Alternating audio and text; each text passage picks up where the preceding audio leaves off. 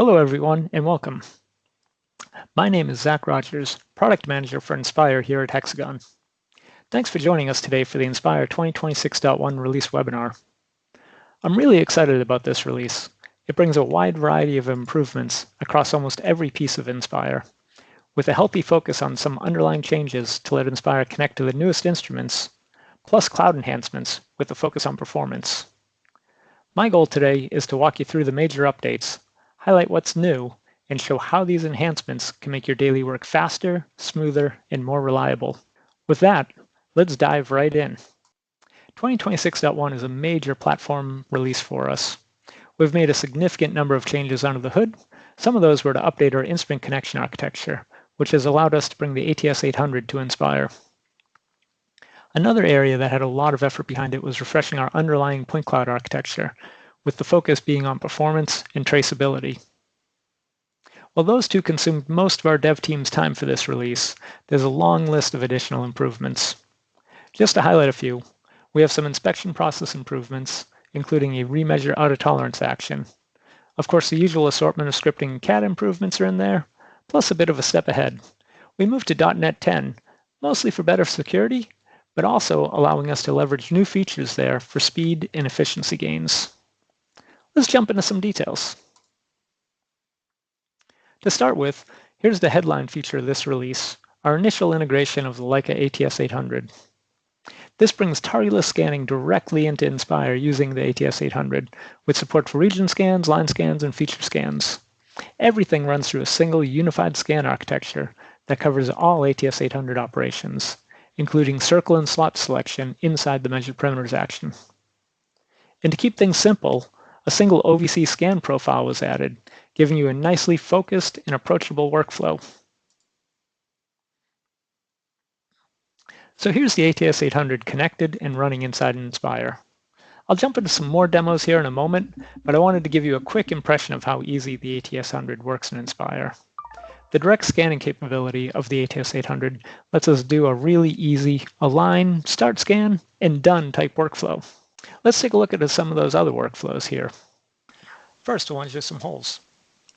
I already have my circle features defined in Inspire, and they're also already set up to use Cloud 4 as their input.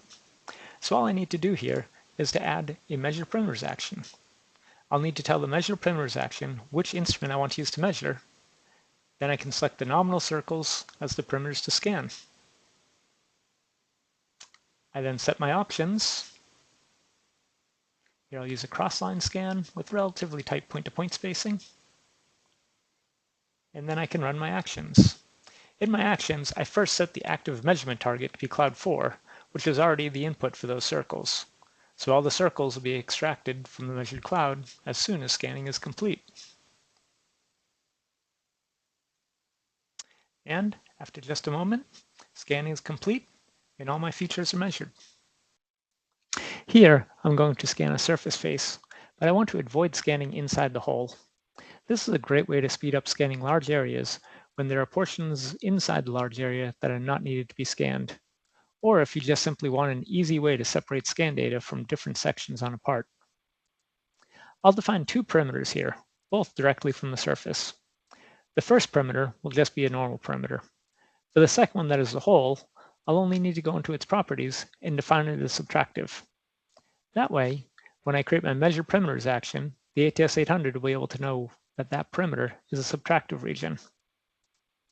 Once I have my options set here, the instrument will run the scan and we'll be all done. I haven't explicitly set any measurement target, so starting the scan will create a new cloud for me, same as using any other instrument in Inspire would do. And here's a simple area scan using the OVC. For this, I just make sure my measurement profile is set to scanning. Open the OVC, define my scan area and options. Here, I'll leave it to the default 2mm spacing, and then press measure to scan.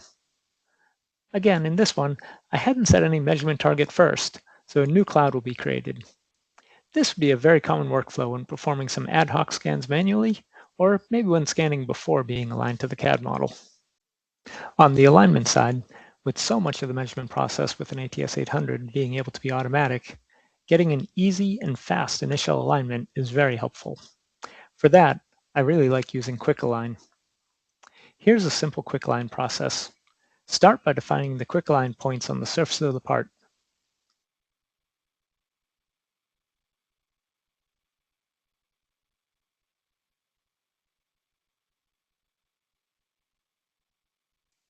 Once that is complete, we now run through the process of measuring the surface points. The OVC makes this process super easy. I just point and then measure a single point. Optionally, I can use the position to and measure functionality in the OVC to make this even easier.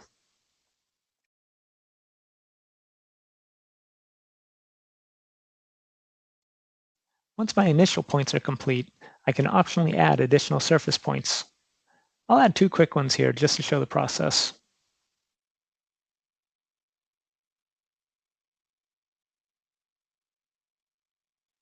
And we're aligned.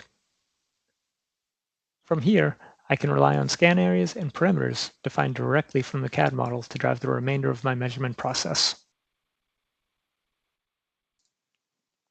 That's a good taste of using the ATS 800 in Inspire. I'm real happy with how the dev team approached this one, and work hasn't stopped on this. Look for more in the 2026.2 release later this year. Now let's move on to one of the biggest areas of work in this release, the point cloud overhaul. This is a major under-the-covers kind of change that immediately you'll only notice some small quality of life type changes. For instance, you'll quickly notice the cleaner, more organized tree. However, if you ever get into a case where you have to switch between new and old versions of Inspire, you'll quickly start noticing how vast these changes are. So what you'll see right away is that we've removed the old cloud features and output clouds that you previously saw in the tree and replaced them with a single unified cloud object. This simplifies how you work with point clouds. Properties of a cloud, including all the display properties, are accessed from the top-line cloud feature. You no longer need to dig into the tree to find the output cloud to make adjustments. Similarly, you'll find that scan passes now contain and control the scanline filter settings. You can now easily change these settings after measuring if needed, as your raw instrument data is always preserved during a measurement session. And you can optionally save that with the file as well, meaning you have the ability to go back to the original raw scan data at any time, the ultimate in traceability. We've also added automatic offloading to speed up processing, and scan pass metadata is now exposed directly in the properties. Looking specifically at performance, this is where that new foundation really pays off.